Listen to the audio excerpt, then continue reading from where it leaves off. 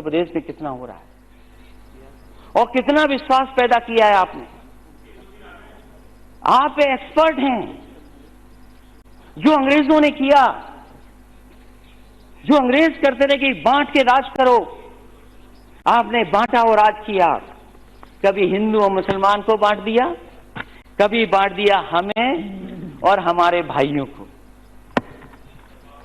जनगणना हो रही है, जनगणना होने जा रही है और जनगणना होते समय अगर हमें ये न पता लगे हम कितने हैं तो ये बेईमानी होगी। अभी एक माननीय सांसद कुछ दिन पहले कह रहे, अभी कुछ समय पहले कह रहे थे कि एक समय पर हुई थी जाति की जनगणना, 1931 कभी हुई, उसके बाद कभी नहीं हुई। मैं सभापति महोदय, आप भारतीय जनता पार्टी के साथियों से कहूंगा कि एक बार कांग्रेस ने भी कोशिश की थी जनगणना की। हम नेताजी सब लोग इसी सदन में मांग की थी कि जाति आधार पर गिनती हो जाए। वो कांग्रेस ने भी नहीं माना और मुझे लगता भारतीय जनता पार्टी भी नहीं मानेगी इसको, क्योंकि हमारी सच्चाई है वो। हम क्यों छिपाना चाहते हैं उन चीजों को? क्योंकि हम इसलिए छिपाना चाहते हैं, जो साथी कह रहे हैं 300 आ गए, वो बताएं हमें कि प्रमुख सचिव जो ज्वाइंट सेक्रेटरी के लेवल पे आते हैं, भारत सरकार में अपॉइंट हो गए, आपके कितने अपॉइंट हो गए ये बता दो हमें। कितने हो गए आपको? क्या आप नहीं देख रहे हो कि कौन आपका हिस्सा ले रहा है? अगर डॉक्टर लोहिया जी को लिख रहे हैं आप, तो क्या लोहिया जी ने नहीं कहा कि पिछड़ों ने बांधी गांठ,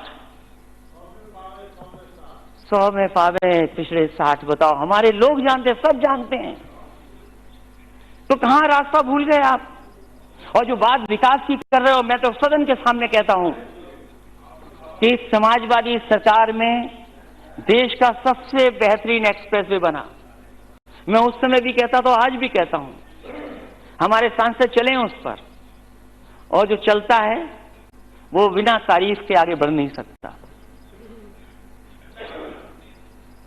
मैं जानना चाहता हूं कि आप लोगों ने देश के दूसरे हिस्से में मुमकिन क्यों नहीं कर पाए?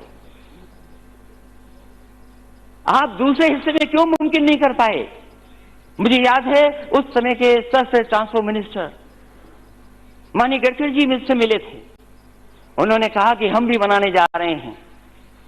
मुझे याद है हमारे नेताजी बैठे हैं यहां पर सदन में, जिस समय शिलान्यास कर रहा था मैं, इन्होंने कहा कि हम शिलान्यास तो करते हैं लेकिन उद्घाटन की तारीख भी बताते हैं। और उस समय जब शिलान्यास किया तो आपने शर्त रखी कि उद्घाटन भी इसका होना चाहिए 24 महीने के अंदर। सभापति महोदय, देश का सबसे बेहतरीन एक्सप्रेसवे 23 महीने में बना करके खड़ा कर दिया, और जब उसका उद्घाटन हुआ तो नेताजी थे और सुकोई और मिराज उस पर उतार करके दिखा दिए। देश का सबसे बेहतरीन एक्सप्रेसवे, और वो केवल सड़क नहीं थी, हमने किसानों के लिए उसके आसपास मंडी दी थी, क्योंकि मैं जहां शहरों को जोड़ रहा था वहीं खेती कैसे जुड़ जाए उससे। एक मॉडल तैयार किया था। मुझे नहीं पता कि आपका कौन सा गुजरात मॉडल था। गुजरात मॉडल तो हमें सड़क पे दिख रहा है कि गुजरात मॉडल क्या था। और मैं तो आपसे कहता हूं, अगर एक्सप्रेस वे भी ये चल देंगी तो ये भी समाजवादी पार्टी को वोट देंगी। मैंने मंडियां बनाना शुरू किया, आलू की मंडी, लेकिन सरकार जो आई उसने बंद कर दी। मैं हारा क्यों, मैं जानता हूं, और जो हार जान जाता है वो जीतता भी है। और मैं कहता हूं कि सभापति महोदय, पहली आम की मंडी बन रही थी और प्रधानमंत्री जी खुद आए लखनऊ में, उन्होंने कहा कि मलियाबाद का आम अच्छा होता है, मलियाबाद का आम जा सकता है दुनिया में, लेकिन हमारे बाबा मुख्यमंत्री जी ने वो मंडी का काम रोक दिया। एक बार आलू की मंडी आगे बनी है, 100 एकड़ में आलू का प्रोसेसिंग प्लांट लगता। हमारे आईटीसी के उस समय के वो मिले हमसे कहा कि हम यहां पर एक प्लांट लगाएंगे, लेकिन वो मंडी वहां काम रोक दिया। मैनपुरी में जाकर के हमने अनाज की मंडी बनाई, वो काम रोक दिया। ग्रेटर नोएडा में सबसे बड़ी मंडी बनाई, उसका काम रोक दिया।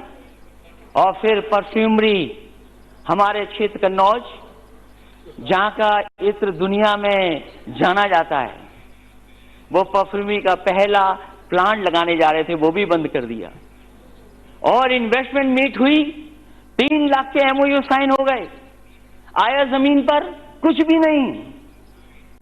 कोई अभी तक इन्वेस्टमेंट नहीं आ पाया है। और आज जब मैं फ्लाइट में अखबार को पलट रहा था, अरे गांधी के प्रदेश के रहने वाले लोग, आप कह रहे हो देश का एक अखबार, उसमें कह रहे हैं कि आप 4 expressway that cover the entire state. अरे मैं तो यूपी का ही नहीं रहने वाला हूं लगता है। कहां पे 4 एक्सप्रेसवे आप लोगों ने बनाए हैं?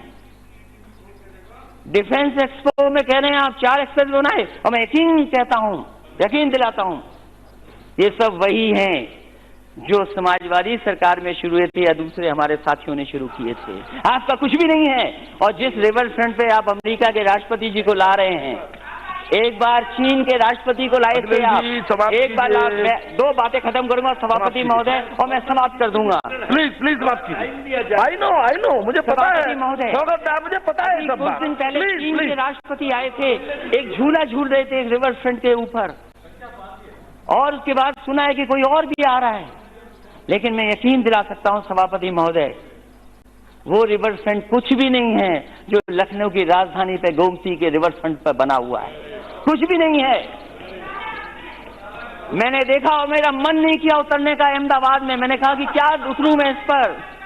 और इसके साथ साथ मैं कहना चाहता हूं सभापति महोदय, देखिए जो बात सबसे महत्वपूर्ण बात गंगा की, इस दस्तावेज में गंगा का नाम ही नहीं। बताओ, गंगा माँ का नाम ना हो, और शायद इसलिए नाराज होंगे कि गंगा माँ ने इस बार आशीर्वाद नहीं दिया।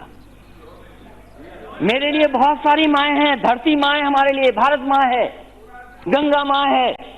हम गांव में पैदा हुए, गांव में बड़े। मैंने देखा बुजुर्गों को कि जब चारपाई पे उठते थे तो वो जमीन को पहले पूछते थे, जमीन के हाथ लगाते थे, धरती पूछते थे। आपने गंगा माँ के नाम पर क्या नहीं कहा, और गंगा माँ के नाम पर कुछ भी नहीं इस दस्तावेज में। क्या वो नाराज हैं आप गंगा माँ से, ये बताइए। और मैं कहता हूँ गंगा माँ को तब साफ कर पाओगे, गंगा मैया को, जब आप यमुना साफ कर लेंगे। बताओ यमुना कब साफ होगी?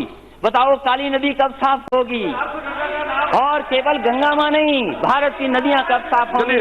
अरे सेल्फी लेने गए थे, कूड़ों के ढेर लगे हैं, कृपया समाप्त कीजिए। लोग कूड़ों पे सेल्फी ले रहे हैं, नाम बोल रहा हूं, नालों पे सेल्फी ले रहे हैं। आप सोचिए, गंदे नाले जा रहे हैं उसके अंदर।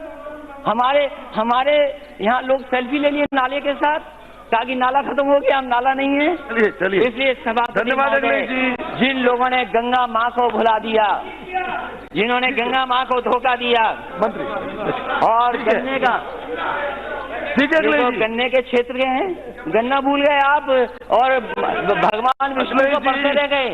अरे भगवान विष्णु को मिठाई नहीं खिलाओगे तो कुछ नहीं होने वाला है। आदरणीय श्री, ये गन्ना का कुछ नहीं किया इन्होंने, धान नहीं खरीदा। आप बताइए, मटर पैदा खेतों में, क्या आपका सहयोग है? क्या सहयोग है आपका? इसलिए सभापति महोदय, राष्ट्रपति जी का स्वागत करता हूं। ये दस्तावेज जनता के लिए झूठ का एक बहुत बड़ा